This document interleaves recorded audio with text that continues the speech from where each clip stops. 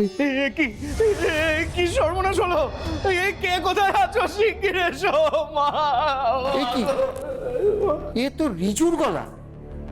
রিজুদের flat থেকেই তো আওয়াজটা আসছে। হঠাৎ আবার কি হলো?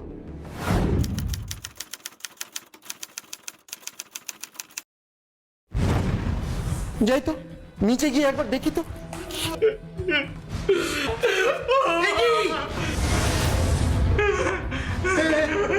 এই রিজু, তোর মায়ের কি হলো রে? দেখো না অরুণদা, মাকে কে খুন করে চলে গেছে।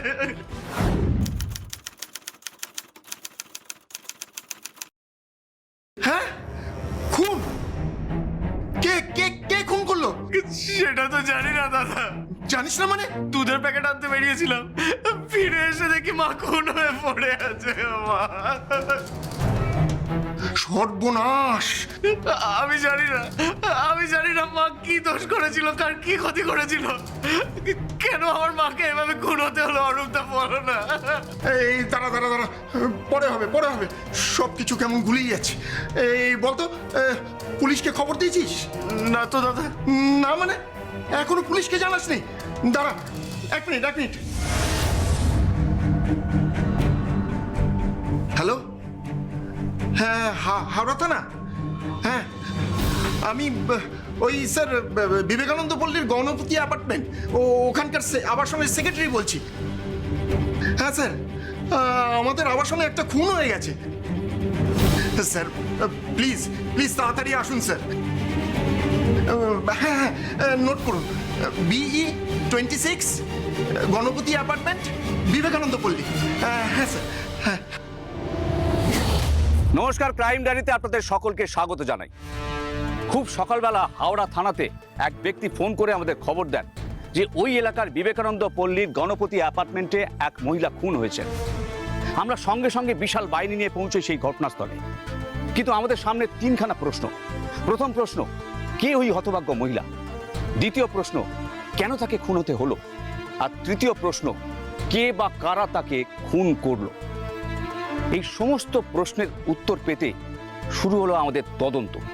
আর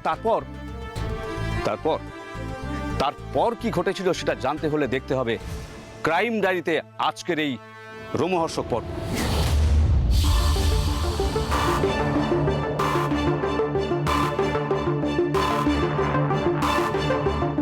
স্যার, আমার সুরদল মোটামুটি কমপ্লিট স্যার। আচ্ছা, এই ভদ্রমহিলা যে খুন হয়েছেন এনার নাম পরিচয় কি? নিবেদিতা মাঝি। বয়স কত ছিল? ওনার ছেলে তো বললো ওনার বয়স ছিল ওই 55-র আশেপাশে। কি করতেন উনি? হাউস ওয়াইফ ছিলেন? না স্যার, তাহলে? উনি একজন অঙ্গনওয়াড়ি কর্মী ছিলেন। তুমি তো বললে ওনার ছেলে আর উনি থাকতেন, পরিবারে আর কেউ আছেন? উনি বিধবা ছিলেন স্যার, একমাত্র ছেলেকে নিয়ে এই ফ্ল্যাটেই থাকতেন। বুঝলাম।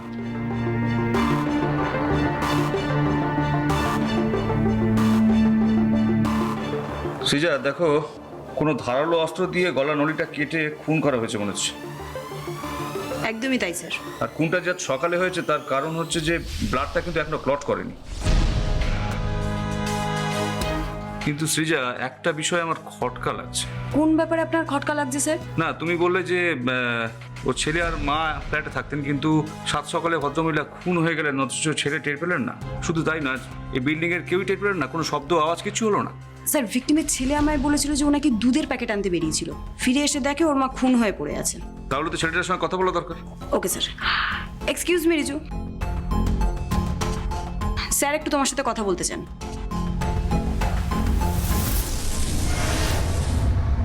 এখন আর কথা বলে কি হবে অফিসে? আমার মা কি আর ফেরত আসবে? না, আপনার মা কোনোদিন আর ফিরে আসবেন না। কিন্তু এই পরিণতির জন্য যারা দায়ী তাদেরকে ধরে আইনের আওতায় আনতে হবে, আর তার জন্য আপনার সহযোগিতা চাই আমরা। হ্যাঁ স্যার, আমিও চাই যে এবার যারা আমার মাকে মেরে দিয়েছে তাদের যেন কঠিন শাস্তি হোক। নিশ্চয়ই, তার ব্যবস্থা আমরা নিশ্চয়ই করব। কিন্তু তার আগে আমাকে কয়েকটা প্রশ্নের উত্তর দিন তো। কি প্রশ্ন স্যার? আপনি তো রিজু? হ্যাঁ, রিজু মাঝি। বয়স কত আপনার? 25। কি করেন আপনি? কিছু না। কিছু না মানে? মানে আমি বেকার স্যার।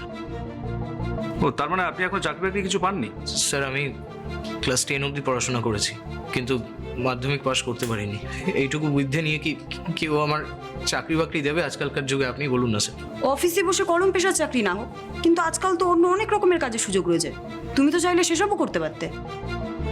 আমি করতে চেয়েছিলাম ম্যাম, কিন্তু মা কিছুতেই রাজি ছিল না। মা রাজু ছিল না বলতে? এই তো স্যার কিছুদিন আগে। না, কখনো না। এইসব কাজ তুই কিছুতেই করতে পারবি না। সে কি? কেন মা? দেখ বাবা, এসব ডেলিভারি বয়ের কাজ ভদ্র ঘরের ছেলে মেয়েরা করে না। সব কি যাতা বলছো মা? আজকাল কত ভালো ভালো ঘরের ছেলেমেয়েরা ফুড ডেলিভারির কাজ করে, তুমি জানো?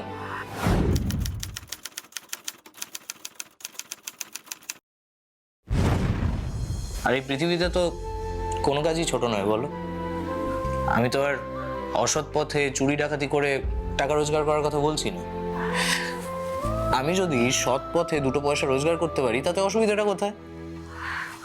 অন্তত আমার কপালে যে বেকার ছেলে স্ট্যাম্পটা লেগে রয়েছে সেটা তো চিরকালের মতো মুছে যাবে। দেখ, পৃথিবীতে কোনো কাজটাই ছোট না, কিন্তু আত্মীয় স্বজন তাদের কি বলবো? আর তোর মামাকেই বা কি বলবো? মা,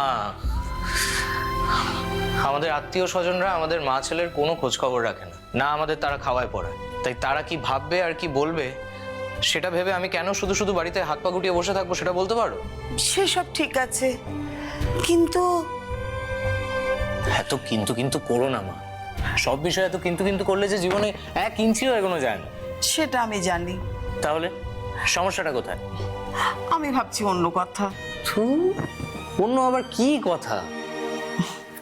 দেখ, রাস্তাঘাটে বেরোলেই না দেখি ডেলিভারি বয়গুলো কি স্পিডে গাড়ি চালাচ্ছে। শীত গ্রীষ্ম বর্ষা কোনো কিছুতেই ওদের ছুটি নেই। তুই কি পারবি অত পরিশ্রম করতে? মা,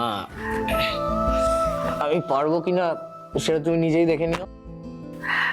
আরে বাবা, আমার ভয় অন্য জায়গায়। ভয়? কিসের ভয়?